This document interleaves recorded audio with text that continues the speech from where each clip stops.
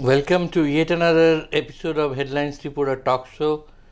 Today we have among us an extremely distinguished person in his own right, an industrialist turned author, Mr. R.P. Gupta, whose book Turnaround India was released first time by Mr. Narendra Modi.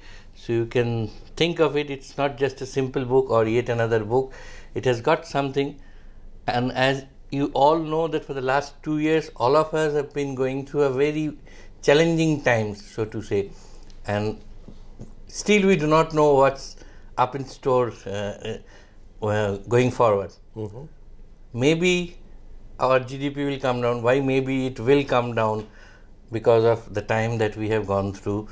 Then we'll have a kind of foreign exchange shortage also. Sovereign ratings will also come down. Foreign investment will eventually come down also. So all this taken together, we need the economy needs a solution which is out of the box. Since you have written these books with full of innovative suggestions, may I start with you by asking, what is the kind of out of the box solution that we need at this point in time? Well, among several other ideas, one idea I had suggested, looking into the present situation, that is the gold monetization scheme. Right. Because India private gold stock is exceeding 25,000 tons, which is highest in the world. No country has got so much of private gold stock. So that innovative idea is how to use that private gold in a manner that it is a win-win situation for the gold holders who will be depositing with RBI and all that, and the other stakeholders in that manner. I have suggested that scheme. So we already have a gold monetization scheme which was incepted way back in 2015. You are right. So you are right. 7 years have passed by. So and in between there has been some amendments. The new gold monetization scheme has also come into being into 2019. So how has been the progress so far, or why didn't the original one succeed that way? Your question is very right, that 7 years has crossed after 2015 and some amendments were also done. Despite this thing, it could not succeed. In fact, I believe that the concept was all right, but probably the detailed working was somehow missing, because first thing is that depositor, it is not so viable for the depositor because it is not liquid scheme. It is for fixed year deposits, 1 to 3 years, 3 to 5 years, 5 to 7 years, 7 to 12 years and all that. So people want that whenever they want to withdraw, they should be allowed that thing, which is not provided here. Easy liquidity. Easy liquidity, you are right. And another was the tax hazards. The tax implication should be predictable, which was missing. And on top of it, it is neither viable for banks nor viable for government. So any unviable scheme, financially viable, what I mean to say. Why I am saying financially not viable? Considering the inflation in the gold price. Inflation in the gold price and interest to the depositors and then service charges and all that, by virtue of which the overall cost of the scheme was going very high. So with unviable scheme, the focus was also, government focus was also missing, and they switched over to some other sovereign bond, gold bond and all that, instead of focusing on this thing. But I am sure if it is done in a manner which I have prescribed in my book, then it could be a game changer. So as you mentioned a few minutes back that there is a huge idle gold reserves in the hands of Indian public at large. Because gold, over the years historically has been considered to be a very auspicious and sacrosanct kind of thing. So if one has to take that gold out of that idle reserve, they have to be lured with something else, or it has to be protected also. Very correct. So what is the kind of things that should be given or offered to individuals who are holding huge gold assets or reserves? Well, first thing that I have been suggesting unusable jewelries and idle gold. Right. Not the usable jewelries and all that, which to my opinion, of course no concrete data is available, but various estimates and all that, it could be exceeding 10,000 tons, and it is increasing day by day, every year. First thing that they have to be, scheme has to be liquid. Any day they want, they can encash it. I have suggested the same thing over there, and suitable model, how to do it this way.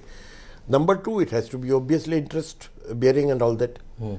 And third thing, in the existing scheme, the melting charges and all that has to be borne by the depositors. That should not be applicable to them. And as I told, tax matter should be clearly resolved.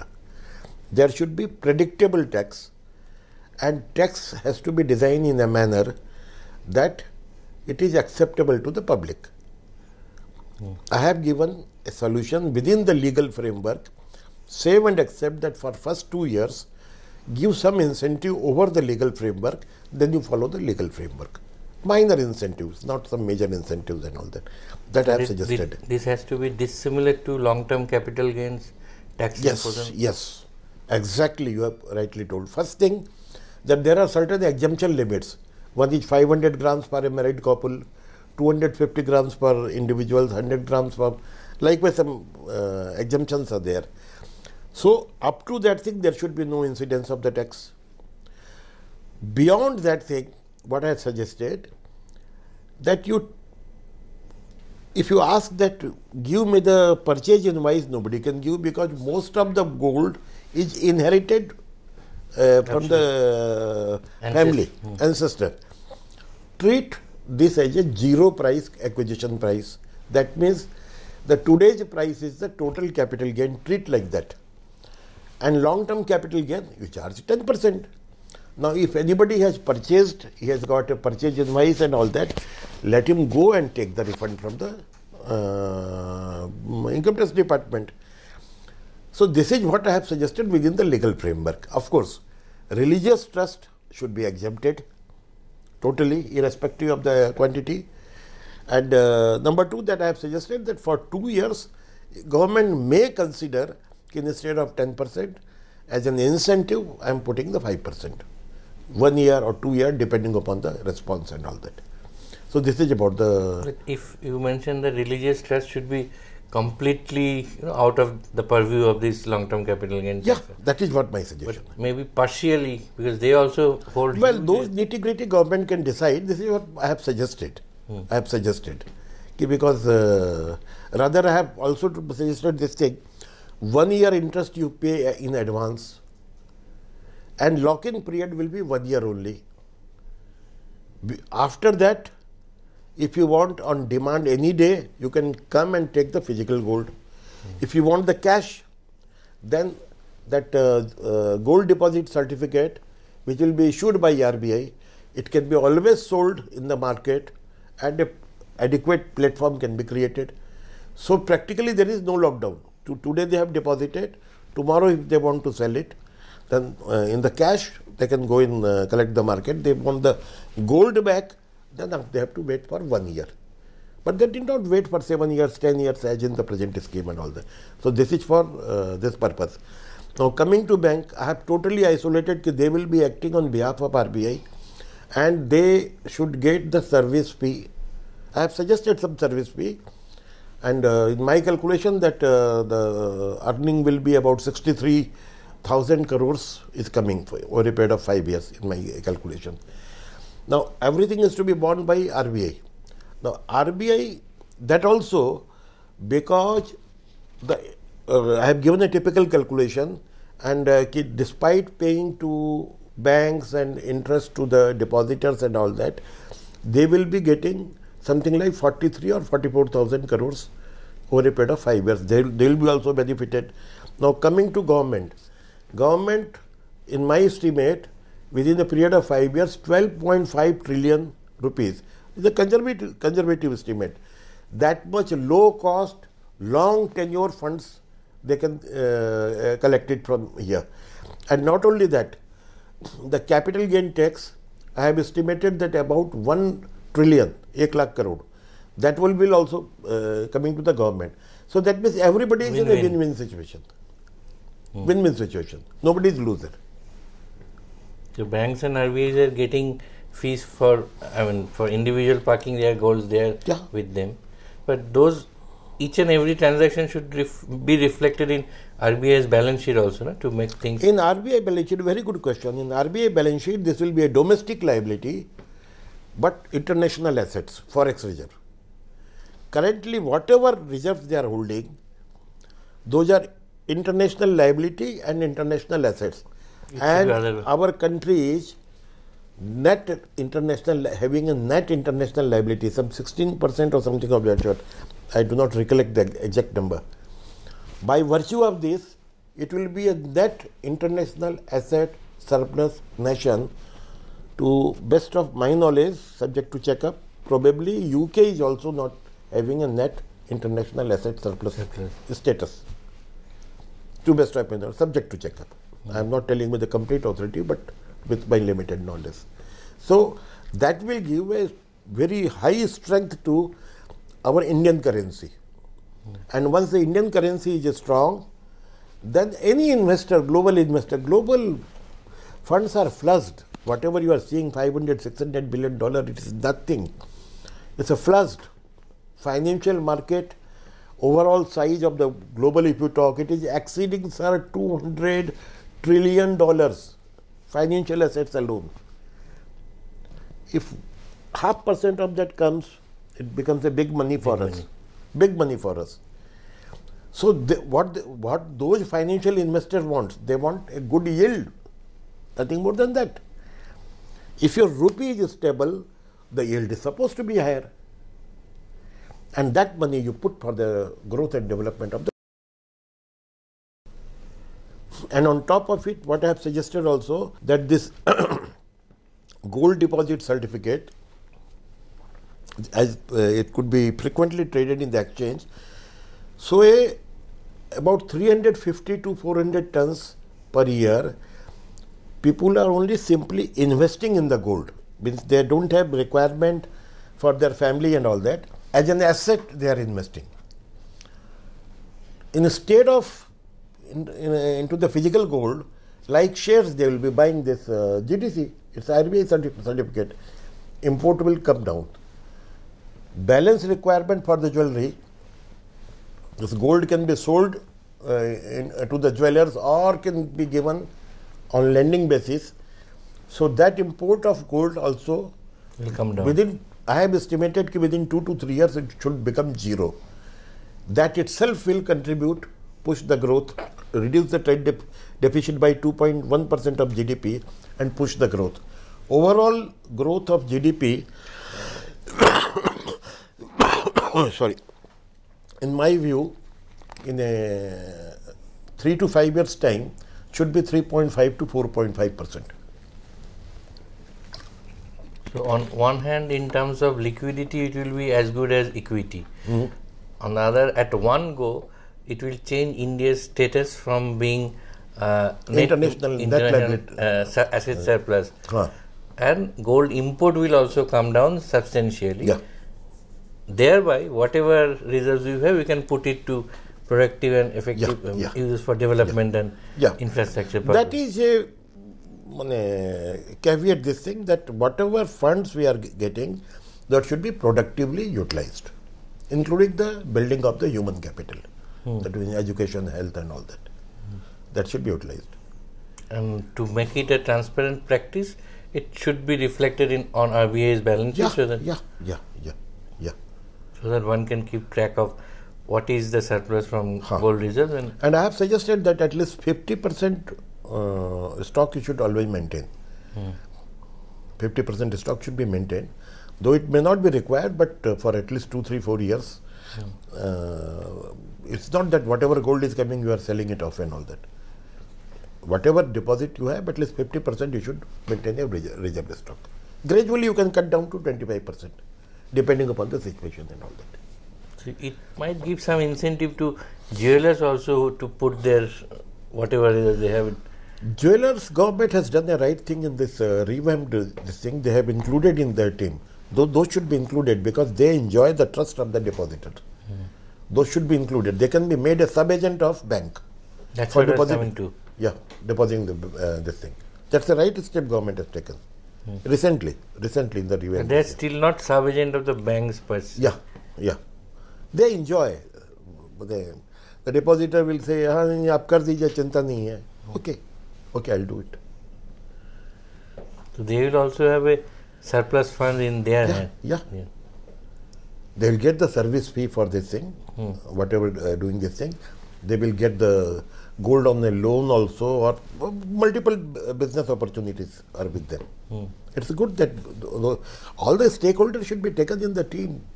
That is how the nation grows. A lone government or a lone bank, they cannot do. Everybody should be taken into the team. It's ultimately good for the nation. So from moving on from gold monetization scheme to another problem area, which is also your pet subject as I was going through the book, lands. Acquisition of land or having land for industrial purposes, that's a major problem wherever you go across the country. So, particularly forest land, tribal lands. So, what kind of reforms that you would recommend so that, for mining, for industrial purposes, there is no dearth of land? We have to understand that unlike other nations, two typical things are with India. We have 16% population of the world, but land 2.6% only. That means per capita land is low, very low, could be less than 1/5. Another thing is, unlike other nations, most of the land is in the private hands. I mean, not in the government hands. Majority of them. And fragmented lots, plots and all that.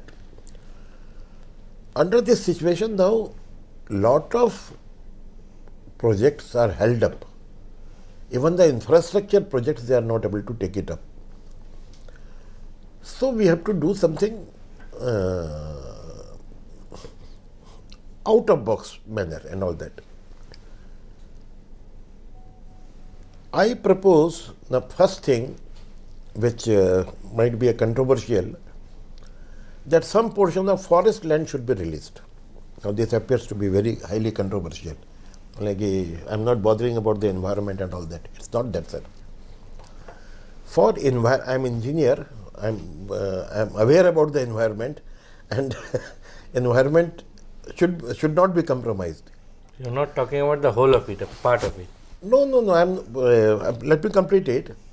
You see, environment protection we are doing from the green cover, not the forest land. Countries has given, I think, 27% to best of my remembrance. I have to check up. 27% of the total land, 27 or 23% of the total land as a forest land. Out of the total forest land, only 10% has got a dense forest. 50% forest land is nominal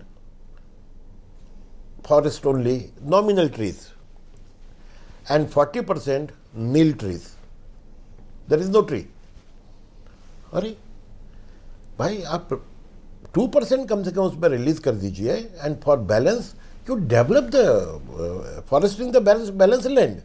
If 2%, 3% land of forest land is released, what is wrong in it? Because you develop the forest, don't preoccupy the land. You have got enough 90% land to develop. So far you have covered only 10% as a dense forest. This is one. Same way, another controversial suggestion, I think forest was 23 and 27% is agro land.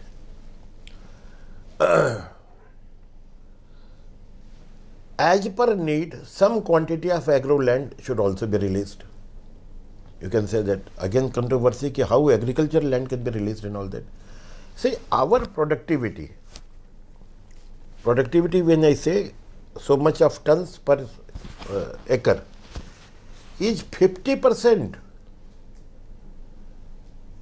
That means if we release some land also and increase the productivity, our food security is not affected. To keep the more fertile land for agriculture purpose. Yeah. So we should not have a closed mind over there. No, it is agriculture we can't do. This we can't do. By and large, one line this thing, considering the shortage of the land, we should have a productive usage of the land. Because ultimately production is not for a corporate or for a individual. It is for generating GDP, which is nothing but the public income. It is for the public purpose. Infrastructure is also for the public purpose. So that should not come on the way. Now, question is ki private land, I don't mean that you, like a colonial rule, you just take it over. Not like that. Not like that. It should be win-win situation for both, and especially for the if a landowner is poor class or somebody, it should be adequately compensated and all that.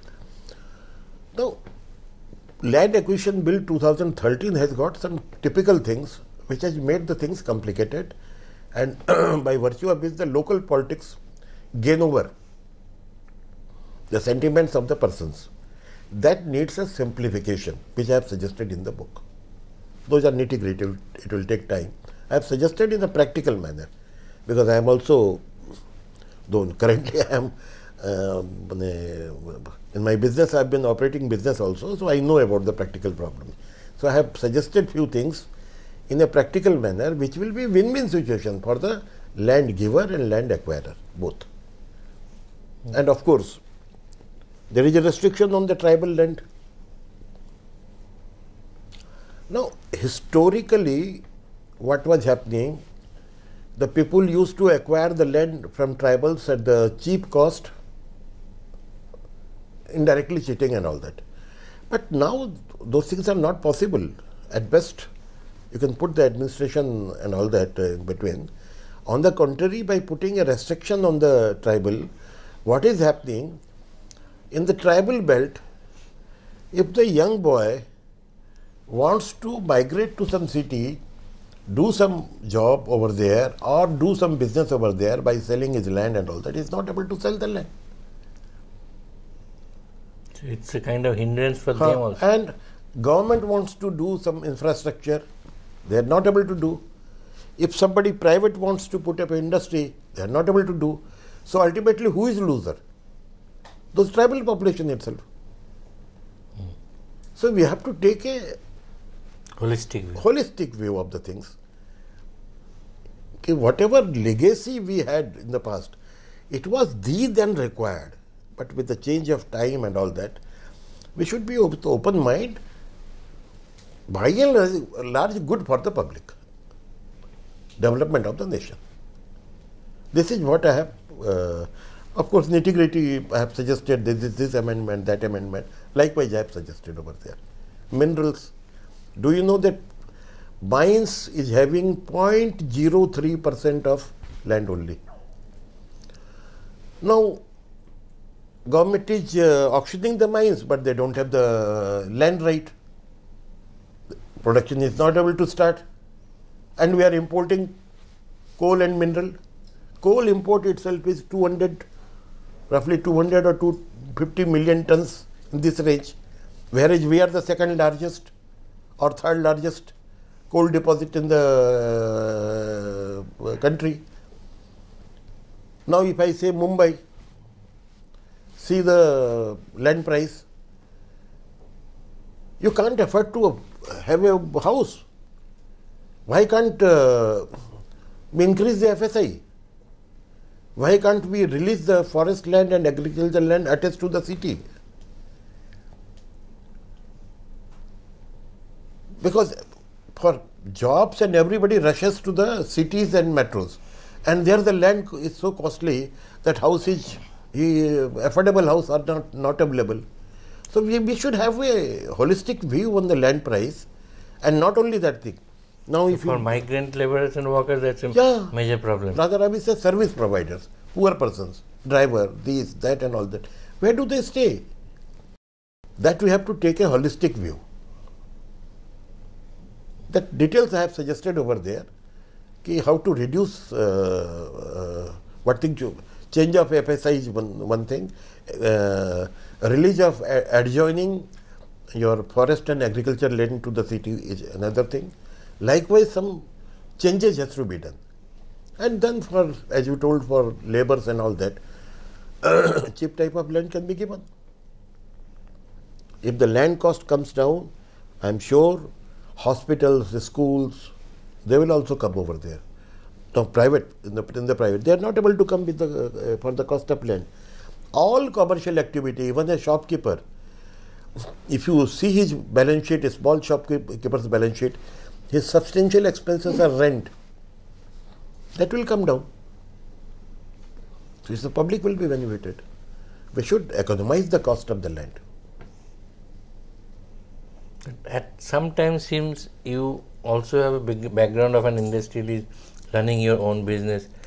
At times it is also seen that industrialists or businessmen, they want government to acquire the land for them at a cheaper cost and hand it over to them. They are not willing to pay whatever may be the market price to the existing landowner. No, so that wrong. mindset has to go. That is wrong.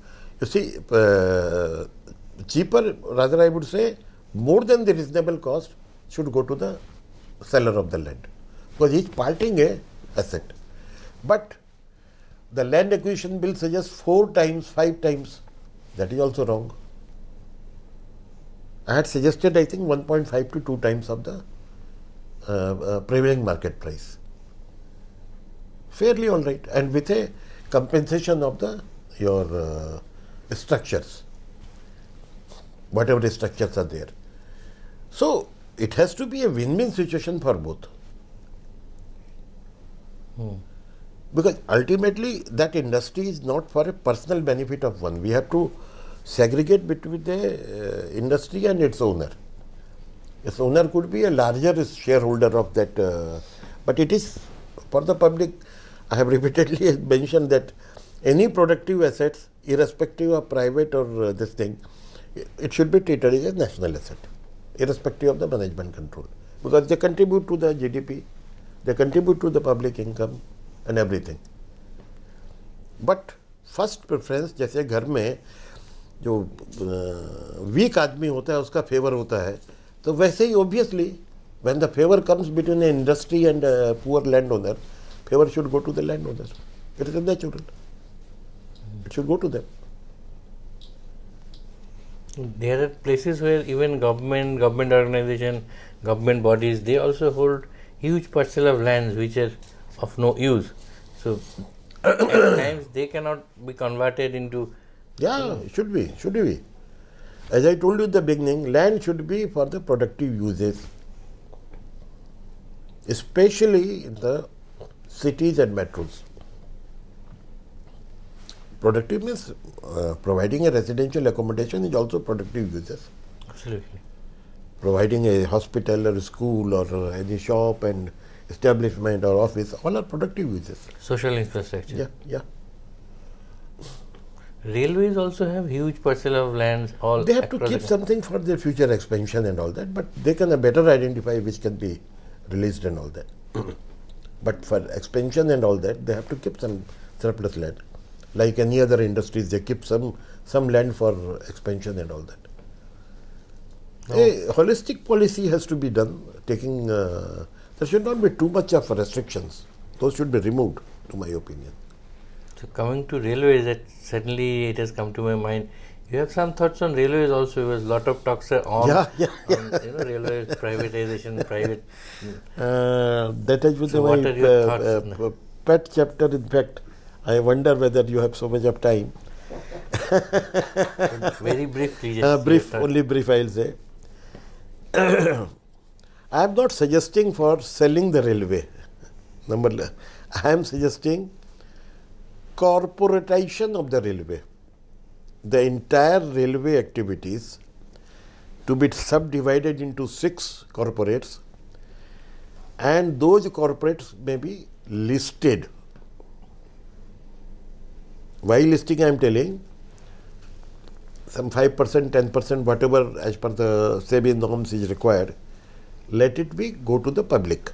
It does not amount to selling. If somebody says it's selling, no.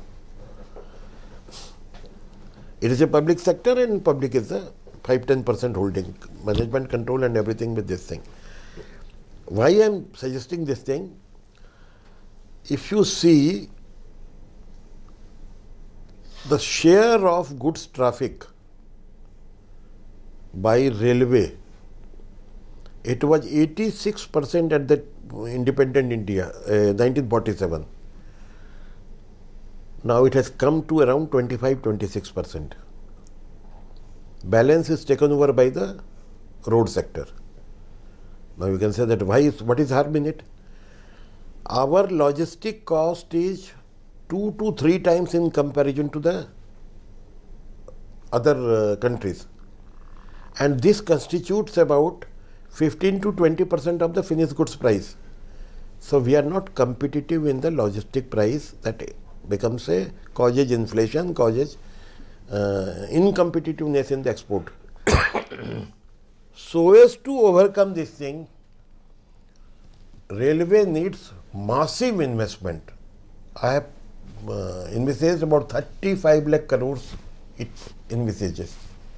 Whether government can give this much up from the budget? No. Once it is corporatized, they will sell their shares to the public, balance they can raise the debt, and then let this investment be done. Just because we are spending on the road, we should spend on the railway also. There should be balance. Our Gadkari is very active, so road expenditure is going up. Why not to make him railway minister also in the lighter vein? In the lighter vein, of course. So, before we conclude, I am also tempted to ask you on one thing, since you have touched upon so many issues and subjects. You have also pointed about the volatility of Indian currency, which needs to be, get stabilized at some point of time. Right now, lot of talks are on about the cryptocurrency, which in the government of India is also talking about having its own digital currency. Then there are already a number of private players who have already got into cryptocurrency. So once these things are in place or in order, eventually at some point of time, the whole idea is state ceases to exist, because the whole currency will not be controlled by state any longer. See, rupee should be stable and appreciate. As I feel that I think 2004 to 2008, it was more or less stable. After 2008, it further started this thing, depreciating. And overall depreciation from the beginning, if you see, 1947 US dollar was 1 rupee, today it's 75.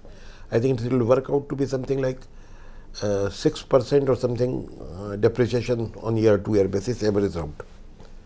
That calculation I have given in the book, might be the data which I am telling is slightly here and there. So why should we take the depreciation as a routine matter? Why not, like other countries, rupee should appreciate or stable. If not appreciate, it should be stable. That will strengthen, as I suggested in the gold monetization scheme, that will invite the global inflow of the funds. And as regards the cryptocurrency, we should not talk if this is a currency. What our Honorable Finance Minister has told, I am 100% in agreement to that thing. It is not a currency. Currency can be issued by some sovereign countries. It is by some private persons they have issued something. God knows, I don't have the proper study on this thing. God knows what will happen one day. Even so many, and we should not enter into that area. Though I have not have a deep study, but by and large I say any tender, any instrument which is issued by the private, not supported by the sovereign guarantee and all that. We should not call it a currency, we should not treat it as a currency. The consequences will be more than this thing. Might be that I should not comment on the whether the illegal uses, and could be, I do not know. I don't have the idea. I would not like to comment further on that. Thank you very much for giving us such a long time. It's been fascinating and wonderful talking to you. Sometime back I read a book called 10 Days That Shook a World, but your book, I can tell everyone, all of our viewers, that this is one book that can actually shake the whole thought of Indian economy. So it's a must read book, and a lot of thoughts, lot of food for thought, I should say, and thought provoking thoughts also, which will lead to further thoughts. I'm sure we'll have many more editions of this book as we move along, and we'll get many more opportunities to talk to you. There will be full of activities by then. Thank you very much once again.